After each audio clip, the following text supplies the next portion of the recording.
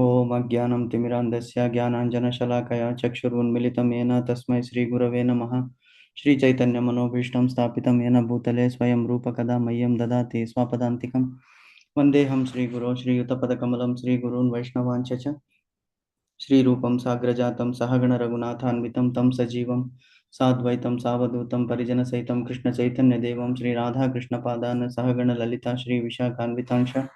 नमो ओं विष्णुपादाय कृष्णप्रेष्ठाय भूतले श्रीमते भक्तिवेदान्तस्वामिनीति नामिने।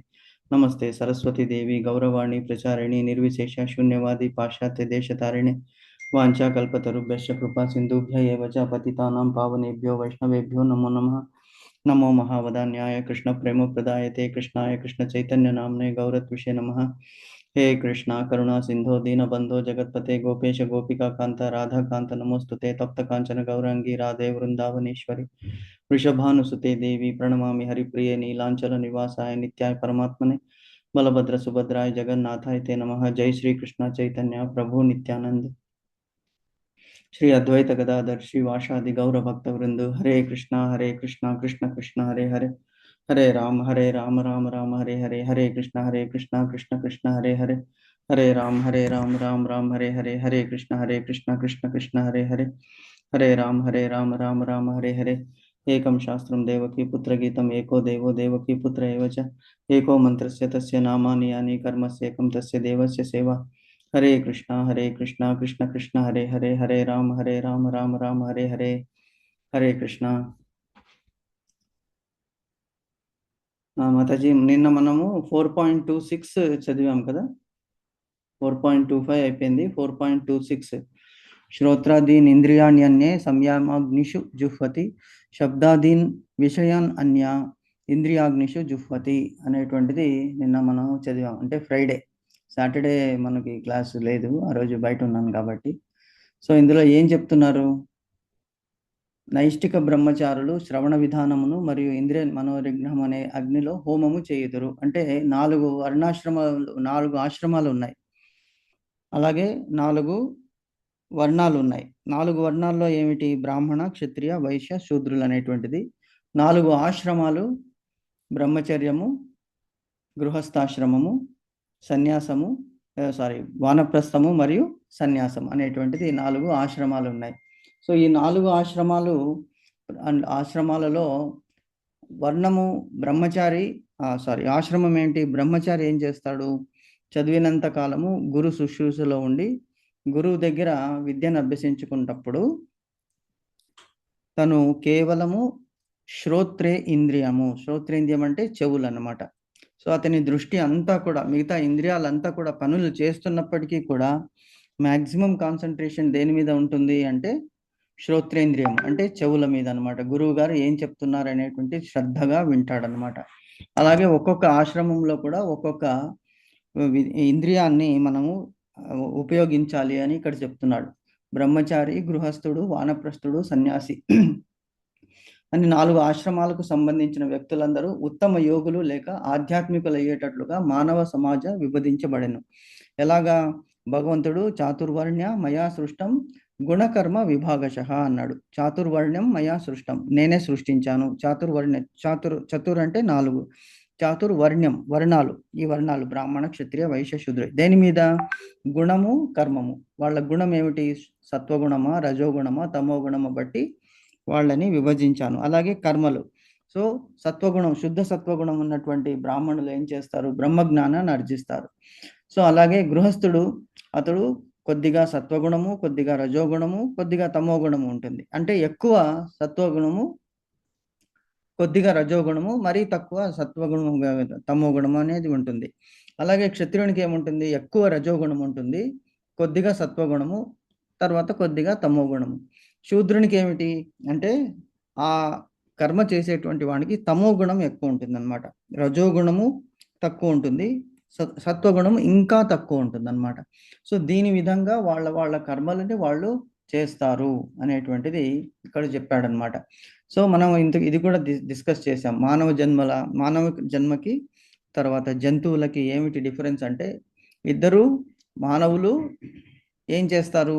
Eating, sleeping, reproduction and defending. అంటే భోజనం చేయడము, సంతానాన్ని కనడము, అలాగే పడుకోవడం, నిద్రపోవడము, తర్వాత భయం ఏదైనా ఆపద వచ్చినప్పుడు తనని తాను రక్షించుకోవడం. ఇది జంతువులు చేస్తాయి, మనుషులు కూడా చేస్తారు. కానీ మనుషులకి, జంతువులకి డిఫరెన్స్ ఏమున్నదంటే, మనిషికి జ్ఞానము, బుద్ధి అనేటువంటిది భగవంతుడిచ్చాడు.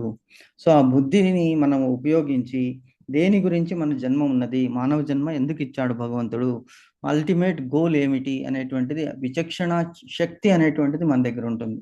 సో, ఆ విచక్షణ శక్తి వలన మనం ఏం చేయాలి?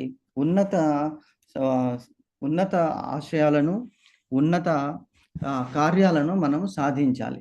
సో, అలాగా మనము ఆ వైపు వెళ్ళాలి. అదే బ్రహ్మచర్యంలో విద్యను అభ్యసించి తర్వాత అతడు గృహస్థాశ్రమంలోకి వెళ్తాడు. గృహస్థాశ్రమంలో తన మీద చాలా మంది డిపెండ్ అయి ఉంటారు. ఎలాగా? అంటే సపోజ్ గురువు కులంలో ఉంది. అక్కడ గురువు, గురు పత్ని వాళ్ళు గృహస్థాశ్రమం నిర్వహిస్తున్నారు. వాళ్ళు శిష్యులకి వాళ్ళ పోషణ చూడాలి, విద్యను ఇవ్వాలి వాళ్ళకి. అలాగే సేవకులకి జీతాలు గాని, వాళ్ళకి ఉదర పోషణకి వాళ్ళని చూడాలి. వానప్రస్థాశ్రమంలో ఉన్న వాళ్ళని ఆదుకోవాలి. అలాగే సన్యాసులు ఎవరైనా వచ్చినప్పుడు వాళ్ళకి కూడా ఆదరించి భోజనాదులను పెట్టాలి. సో, ఇది 4 ఆశ్రమాల్లో గృహస్థాశ్రమం అతి ఇంపార్టెంట్ ఆశ్రమము. అన్నిటికంటే శ్రేష్టమైన ఆశ్రమము అని చెప్తారు. ఎందుకంటే ఇక్కడ కష్టపడాలి మనిషి.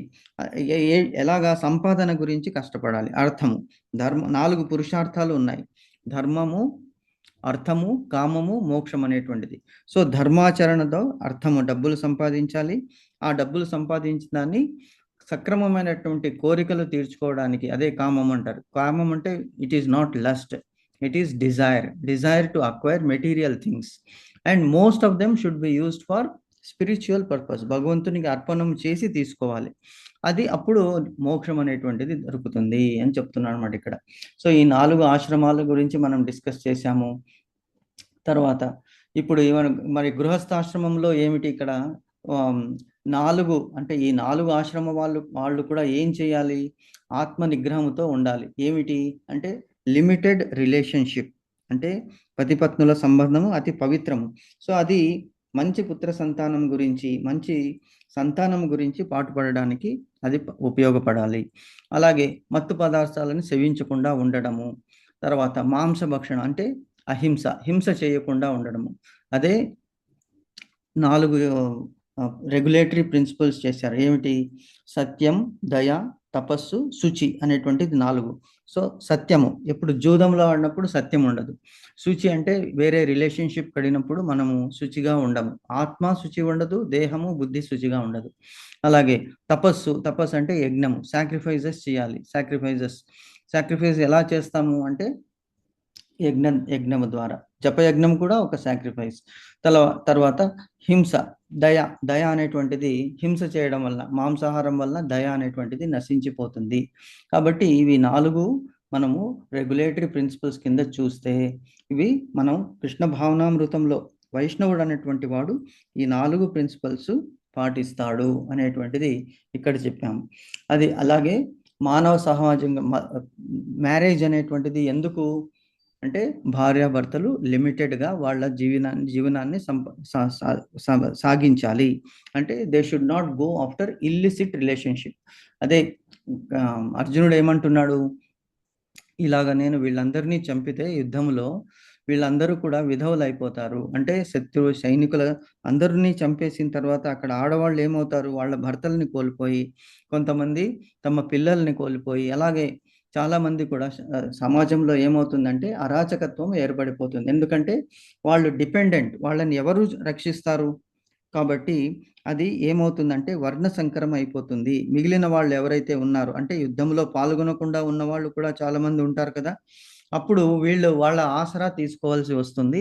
అప్పుడు వర్ణ సంకరం అయిన తర్వాత అప్పుడు ఏమవుతుందంటే ఇప్పుడు మనం చూస్తున్నాం కదా! అటువంటి అరాచకత్వం అనేటువంటిది పెరిగిపోతుంది. ఇప్పుడు సమాజంలో ఎందుకు అరాచకత్వం పెరిగిపోతుందంటే మానవ విలువలని ప్రజలు విడిచిపెట్టేస్తున్నారు. ఇవాళ ఒక వీడియో నేను చూశాను. వాట్సాప్‌లో ఒక వీడియో వచ్చింది. ఏమిటయ్యా అంటే రోడ్డు మీద టెండలు ఉన్నాయి కదా! ఈ ఎండలను తట్టుకోలేకుండా వాళ్ళు ఉచితంగా బీర్ సప్లై చేస్తున్నారు. ఆటోలో పోయే వాళ్ళని నిలిపి బైకుల మీద పోయే వాళ్ళని నిలిపి, కారులో పోయే వాళ్ళని నిలిపి, నడుచుకుంటూ వెళ్ళే వాళ్ళని నిలిపి, ఎలాగైతే మనము చలివేంద్రం ఏర్పాటు చేస్తాం కదా, వాటర్ అన్ని చోట్ల సమ్మర్లో కుండలను పెట్టి చల్లటి నీళ్లు అందించడానికి ప్రయత్నం చేస్తాం. కానీ వీళ్ళు ఏం చేస్తున్నారంటే రాక్షసుల మాదిరిగా నడి రోడ్డు మీద నడి నడి రోడ్డు మీద పొద్దున్న మధ్యాహ్నం పూట ఇవి సప్లై చేస్తున్నారు. అంటే ఈ కలియుగం ఎంతవరకు వచ్చేసింది మన కళ్ళ ముందునే చూస్తున్నాం. అంటే దీన్ని ఆపేటువంటి వాడు అంటే వాడు ఏమైనా చేయొచ్చు, ఎలాగైనా చేయొచ్చు. అంటే దానికి సహకారం మనం కూడా అందిస్తున్నాం. వాళ్ళది ఇస్తున్నారు, కానీ మన నిగ్రహం ఎక్కడ పోయింది? మనం పొద్దున్న నడి రోడ్డు మీద అలాంటివి మనం తీసుకుంటే మనం గమ్యానికి చేరగలమా?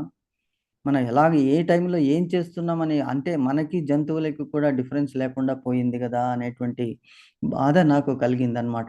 అంటే ఎంత సమాజం ఎటువైపు వెళుతున్నది? ఆల్రెడీ చెడిపోయారు, ఇంకెలాగా వీళ్ళని ఉద్ధరించడము? కాబట్టి ఇది కలియుగ లక్షణాలు అన్నమాట ఇవన్నీ. సో ఇదే ఇంద్రియ నిగ్రహం ఎప్పుడైతే ఉంటుందో అప్పుడు సొసైటీ, సమాజము, కుటుంబము, మానవుడు అందరూ కూడా బాగుంటారు, మోక్షం వైపు వెళ్ళవచ్చు. లేకపోతే అధోగతి, అంటే అనిమల్స్ జన్మ. నెక్స్ట్ వాళ్ళకి తెలీదు, ఇంతటి మానవ జన్మ యొక్క మహత్యం తెలీదు, చెప్పినా వినరు. కాబట్టి వాళ్ళకి ఇంకొక అవకాశం అంటూ భగవంతుడు ఇవ్వడు. ఎందుకంటే ఆయన కరుణామయుడు, ఇచ్చాడు, మానవ దేహాన్ని ఇచ్చాడు, అన్ని అవయవాలు సక్రమంగా పనిచేస్తున్నాయి, దానిని దుర్వినియోగం చేసుకుంటున్నారు. కాబట్టి వాళ్ళకి ఇంకా ముక్తి, మోక్షం అనేటువంటిది ఎలాగా వాళ్ళే తెలియాలి, భగవంతుడికే తెలియాలన్నమాట. సో ఇది నిన్న మనం డిస్కస్ చేసాము. సో ఎవరైతే నియమితమైనటువంటి రెగ్యులేటెడ్ బిహేవియర్ ఎవరికైతే ఉంటుందో వాళ్ళు అది కూడా ఒక యజ్ఞం కింద పరిగణిస్తారు అనేటువంటిది మనం నిన్న చదివామన్నమాట. సో ఇందులో ఏమన్నా డౌట్స్ ఉన్నాయా మాతాజీ? హరే కృష్ణ ప్రశాంతి మాతాజీ, దండవత్ ప్రణామ్స్. బాగున్నారా? హరే కృష్ణ. ఇవాళ మిగతా వాళ్ళు రాలేదు, మన వాళ్ళు ఎందుకో. ఇవాళ అక్షయ తృతీయ అని ఏమన్నా క్లాస్ లేదనుకున్నారా?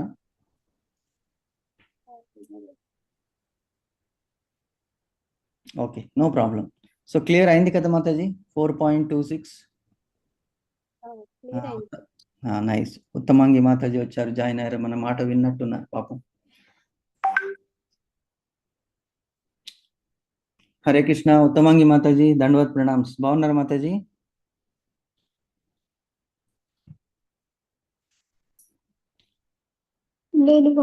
కృష్ణ కృష్ణ. కృష్ణ కృష్ణ మాతాజీ, మిమ్మల్ని మిస్ చేసుకుంటున్నాము, రోజు రండి. తప్పకుండా వస్తాను. Krishna Krishna. Hare Krishna Mataji, very nice. Okay Mataji, Akshaya Tritiya శుభాకాంక్షలు మీకు అందరికీ. ఆ నరసింహ భగవంతుడు ఆయురారోగ్యాలు ఇచ్చి అందరినీ కాపాడాలి. ఎక్కువ కృష్ణ సేవలో మనము నిమగ్నం అవ్వడానికి ఆయన ఆశీర్వాదం కావాలి. సో ఆయన గురించి ఒక 2 శ్లోకాలు చదువుదాం. ఓకే. ఉగ్రం వీరం మహావిష్ణుం జ్వలంతం సర్వతోముఖం నృసింహం భీషణం భద్రం మృత్యుర్నమామ్యహం. 2 సార్లు చదువుదాం. ఉగ్రం వీరం మహావిష్ణుం జ్వలంతం సర్వతోముఖం నృసింహం భీషణం భద్రం మృత్యుర్నమామ్యహం. భగవంతుడు నరసింహ రూపంలో, అంటే ఎలాగా తన భక్తుల్ని రక్షించడానికి వచ్చాడు. ఎక్కడ ఉన్నాడు భగవంతుడు అని, కరెక్ట్ మాతాజీ, ఎక్కడున్నాడు భగవంతుడు అని అడిగితే ప్రహ్లాదుడు ఎక్కడ లేడు, అన్ని చోట్ల ఉన్నాడు, హరి సర్వోపగతండు అన్నాడు. మరి ఎక్కడ ఈ స్తంభంలో ఉన్నాడా అంటే ఉన్నాడు అన్నాడు. మరి నాకు కనిపించడం లేదే అని అడుగుతాడు హిరణ్యకశిపుడు. నాకు కనిపిస్తున్నాడు నాకు కనిపిస్తున్నాడు హరి అంటే, అప్పుడు హిరణ్యకశిపుడు అతన్ని స్తంభంని గట్టిగా గదతో బాదినప్పుడు హిరణ్యకశిపుడు అని అనుగ్రహించడానికి, ప్రహ్లాదుని అనుగ్రహించడానికి భగవంతుడు నరుడు కాడు, అనిమలు కాదు, మృగము కాదు, నరహరి. సో ఆ హరి రూపము నృసింహ రూపంతో వచ్చి అనుగ్రహించాడనమాట ప్రహ్లాదుని. దుష్ట శిక్షణ, శిష్ట రక్షణ, అటువంటి అవతారము నరసింహ అవతారం. అందుకే సింహాచలంలో ఇవాళ నిజరూప దర్శనం ఉంటుంది. ఇవాళ ఒక్కరోజే ఆ చందనము ఉండదు, చందన లేపం ఉండదు. సో వేలాది మంది అక్కడికి వెళ్తారు సింహాచలం. అన్ని నరసింహస్వామి టెంపుల్స్ లో కూడా ఇవాళ గంధలేపనం అండి ఉంటుంది. గంధం లేపము, చందన లేపనము ఇవాళ ఒక్క రోజు ఉండదు, నిజరూప దర్శనం ఉంటుంది అక్షయ తృతీయ. సో అది అన్నమాట ప్రత్యేకత. సో స్మరించుకున్నాము భగవంతుడు ఆయురారోగ్య ఐశ్వర్యాలందరికీ ఇచ్చి కాపాడుగాక నరసింహ భగవంతుడు మనల్ని. హరే కృష్ణ. ఓకే మాతాజీ, 4.27కి వెళ్దాం మనము ఇప్పుడు. నెక్స్ట్, సర్వాణీంద్రియ కర్మాణి ప్రాణకర్మాణి చాపరే ఆత్మ సంయమ యోగాగ్నౌ జుహ్వతి జ్ఞానదీపితే. మళ్ళొకసారి చదువుతాను. సర్వాణీంద్రియ కర్మాణి ప్రాణకర్మాణి చాపరే ఆత్మ సంయమ యోగాగ్నౌ జుహ్వతి జ్ఞానదీపితే. ఒకసారి చదువుతారు మాతాజీ, ప్రశాంతి మాతాజీ? చదువుతాను. హరే కృష్ణ. హరే కృష్ణ. సర్వాణి ఇంద్రియ కర్మాణి ప్రాణకర్మాణి చాపరే ఆత్మ సంయమ యోగజ్ఞౌ జుహ్వతి జ్ఞానదీపితే. హరే కృష్ణ. మీనింగ్స్ ఏంటి? ట్రాన్స్లేషన్. కర్మాణి అన్ని, ఇంద్రియ కర్మలను, ప్రాణకర్మాణి ప్రాణవాయు కర్మలను కూడా, అపరే ఇతరులు, ఆత్మ సంయమ మనస్సును నిగ్రహించుట అనేది యోగమునందు, అగ్ని యందు, జుహ్వతి ఆహుతి చేయుదురు, జ్ఞాన దీపితే ఆత్మానుభూతి ప్రేరణచే ప్రకాశింపజేయకోరి. ఇంద్రియ మనోనిగ్రహము ద్వారా ఆత్మానుభవంను సాధించుటయందు ఆసక్తి కలవారు కొందరు ఇంద్రియ కర్మలను మరియు ప్రాణవాయు కర్మలను మనోనియము అనేది అగ్నియందు ఆహుతులుగా అర్పింతురు. హరే కృష్ణ. హరే కృష్ణ మాతాజీ. సో సర్వాణీంద్రియ కర్మాణి, సర్వ ఇంద్రియ కర్మాణి. ఇంద్రియాలు ఏమున్నాయి? 5 పంచేంద్రియాలు, 5 జ్ఞానేంద్రియాలు. సో కర్మేంద్రియాలు, జ్ఞానేంద్రియాలు.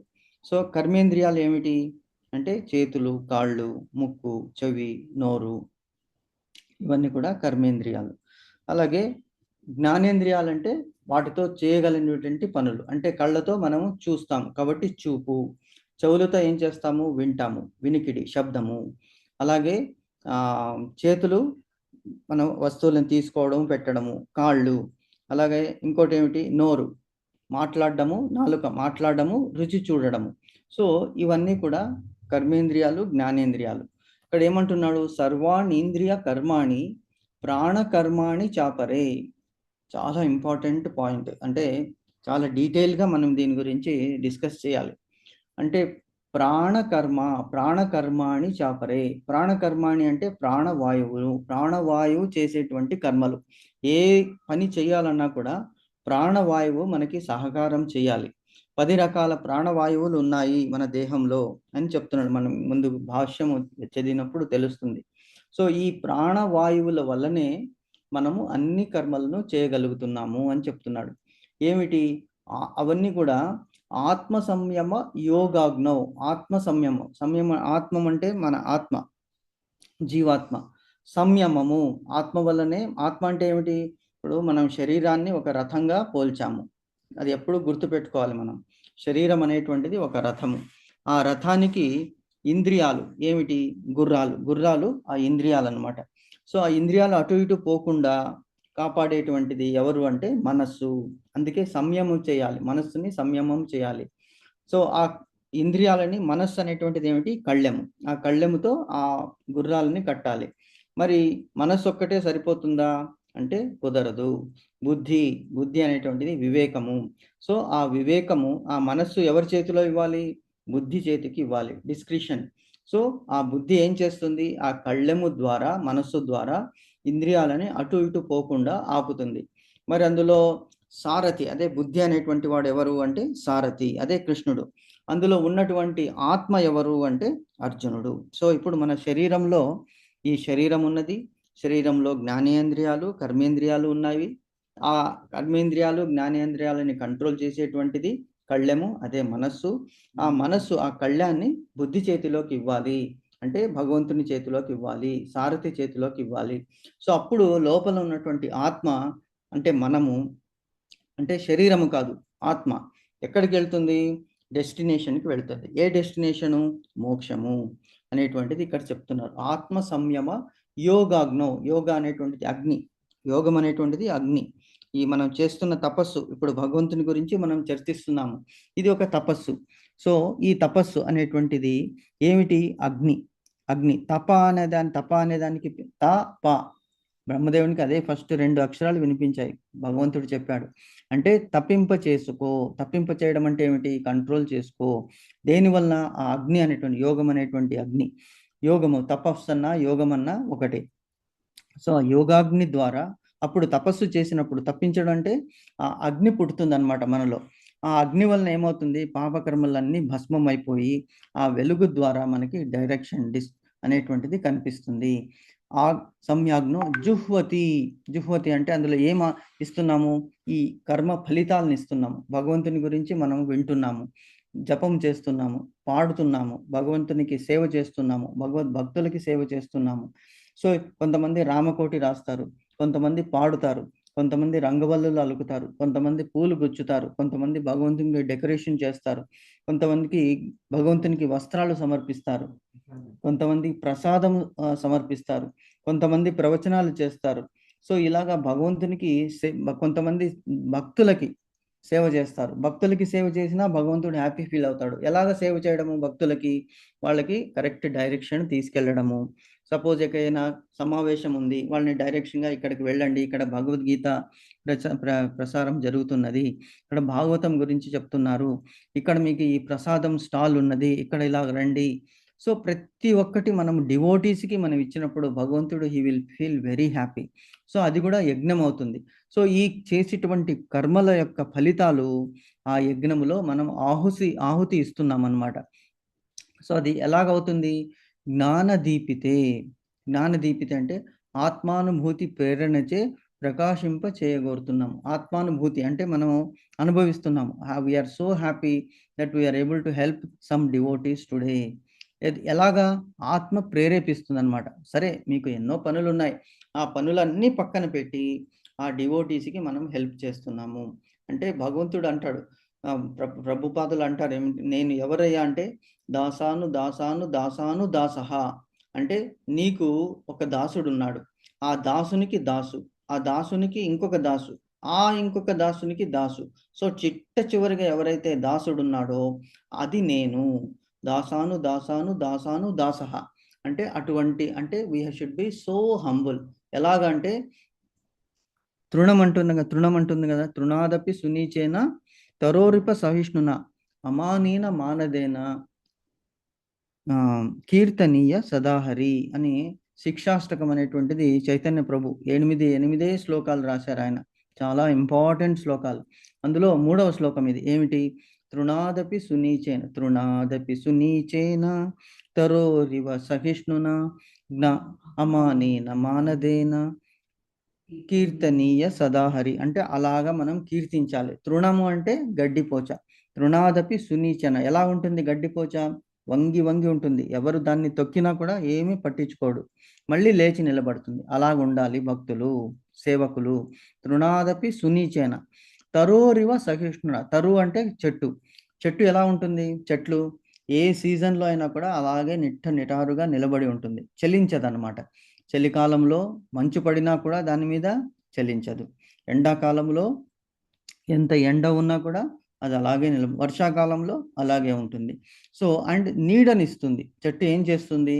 తనని ఎవరైనా కొమ్మలు రెమ్మలు తెంపడానికి వచ్చిన, పళ్ళు పూలు పండ్లు కోయడానికి వచ్చిన అది వాళ్ళకి నీడనే ఇస్తుంది.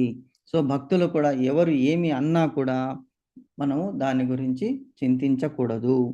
సో అలాగా మనం we should be so humble. తృణాదపి సునీచేన తరోరివ సహిష్ణున అమానీన మానదేన అంటే మానంలోనూ అవమానంలోనూ కూడా మనము చెలించకుండా. అమానీన మానదేన. అమాని అంటే మానం లేకుండా. మానం అంటే ఎవరైనా మనల్ని అవమానపరుస్తారనుకో, అమానీన మానదేన గౌరవం కూడా ఇస్తారు. ప్రభుజీ మీరు ఇంత చేస్తున్నారు, ప్రభుజీ మీరు వేస్ట్, ఏదైనా okay, no problem. It is only to the body. It is not affecting the Atma, because Atma is connected to Almighty. So Amanina Manadena Kirtaniya Sadahari, always praise the Lord, praise Krishna. ఎందుకు మనకి ఇటువంటి మహోన్నతమైనటువంటి జీవితాన్ని, శరీరాన్ని ఇచ్చాడు. జీవితము మన జన్మ ప్లస్ జీవితం. జన్మ ఇవ్వడం ఒకటే కాదు, మన జీవితం సక్రమంగా నడిపించడానికి కూడా కారణము భగవంతుడే. సో కాబట్టి వీ షుడ్ ఆల్వేస్ కీర్తనీయ సదా, ఎప్పుడో కాదు, అప్పుడప్పుడు కాదు, సదా we should always praise the Hari. Hari అంటే కష్టాలని హరించేటువంటి వాడు, కష్టాలని సమాప్తం చేసేటువంటి వాడు ఎవరు? హరి. అందుకే ఆయనకి హరి అని పేరు వచ్చిందన్నమాట. ఎటువంటి కష్టమైనా కూడా అతని ముందు ఏమీ నడవదు. మాయ అనేటువంటిది, కష్టాలు ఎందువల్ల వస్తుంది? మాయాదేవి ఆజ్ఞ వలన. కీర్తనీయ సదాహరి, ఎప్పుడైతే హరిని మనం పట్టుకున్నామో ఆ మాయ మన దగ్గరికి రాదు. అదే చెప్తున్నాడు. అంటే ఈ ఆత్మ అనేటువంటిది అనుభూతి, ఈ ప్రేరణతో మనము పని చేయాలి అని ఈ శ్లోకాల వల్ల మనకి చెప్తున్నారు. సో నెక్స్ట్ చూద్దాం ఈ భాష్యంలో ఏమిటి ఈ ప్రాణవాయువులు ఏమిటి, అవి ఏం చేస్తాయి అనేటువంటిది ఇక్కడ చెప్తున్నారు. ఓకే మాతాజీ, చదవండి మాతాజీ. చదవమంటారా ప్రభుజీ? చదవండి మాతాజీ. ఇందులో పతంజలిచే ప్రతిపాదింపబడిన యోగ పద్ధతి సూచింపబడినది. పతంజలి యోగ సూత్రములందు ఆత్మ ప్రత్యేగాత్మగా మరియు పరగాత్మగా చెప్పబడినది. ఆత్మ ఇంద్రియ తృప్తి పట్ల ఆసక్తిని కలిగి ఉన్నంత వరకు పరాగాత్మగా పిలువబడును. కానీ అట్టి ఆత్మ ఇంద్రియ తృప్తి ఆసక్తిని విడిచి నంతటనే ప్రత్యేగాత్మగా పిలువబడును. ఆత్మ దేహము నందలి 10 రకములైన వాయువులచే ప్రభావితమగుచుండును. దీన్ని ప్రాణాయామము ద్వారా అనుభూతిని పొందవచ్చును.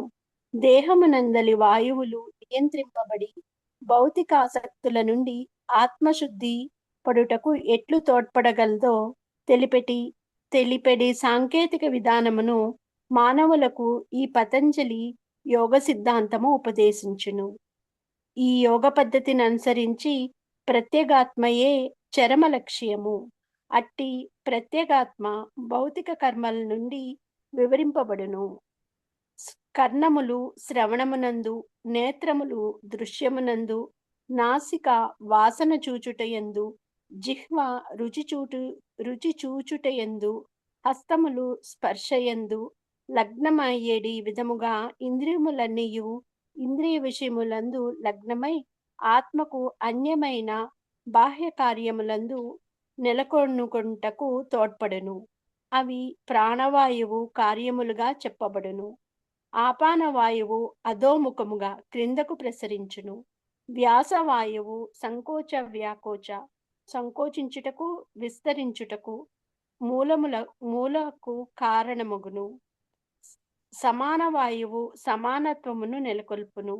ఉదాన వాయువు ఊర్ధ్వముఖముగా పైకి ప్రసరించును. ఎవరైనను జ్ఞాన ప్రకాశమును పొందినప్పుడు వీటన్నిటిని ఆత్మానుభూతి అన్వేషణలో వినియోగింతురు. హరే కృష్ణ. హరే కృష్ణ మాతాజీ. థ్యాంక్ యూ మాతాజీ. చూడండి, ఇప్పుడు మనకి తెలియని విషయాలు అనమాట. అంటే తెలియని విషయాలు అంటే తెలుసు. ఏమని తెలుసు? మనము జీవిస్తున్నాము అంటే మనము ఊపిరి పీలుస్తున్నాము, వదులుతున్నాము. ఊపిరి ఆడుతున్నంత వరకు మనిషి జీవించి ఉన్నాడని అర్థం అన్నమాట. కొంతమంది ఇప్పుడు కోమాలో కూడా ఉంటారు. కోమాలో ఉన్నటువంటి వాళ్ళు కూడా వాళ్ళు ఊపిరి పీల్చడము వదలడము చేస్తుంటారు. కానీ almost the brain is not working, they are simply lying on the bed. So ఈ ఒక కట్టెలాగా పడి ఉంటారు అనమాట. అంతా కూడా మిగతా వాళ్ళు చేయవలసి వస్తుంది. సో అటువంటి జీవనము అంటే స్టిల్ దే ఆర్ లివింగ్. అంటే చూడండి, ఈ వాయువులు దేహములో 5 ప్రైమరీ వాయువులు అంటే మెయిన్, 5 సెకండరీ వాయువులు పనిచేస్తున్నాయి మన దేహంలో. మనం ఏమనుకుంటాము? కేవలం ఊపిరి వల్లనే, ఊపిరి ఒక్కటే వాయువు అనుకుంటాము. కాదు, మనకి దేహంలో హార్ట్లో 5 ప్రాణాలు ఉంటాయి. 5 ప్రాణాలు, అది మెయిన్. ప్రాణ, అపాన, వ్యాన, ఉదాన, సమాన అనేటువంటిది 5 వాయువులు. మన హృదయంలో ఎక్కడుంటుంది వాయువులు? ఒక్క నిమిషం మాతాజీ, 1 minute.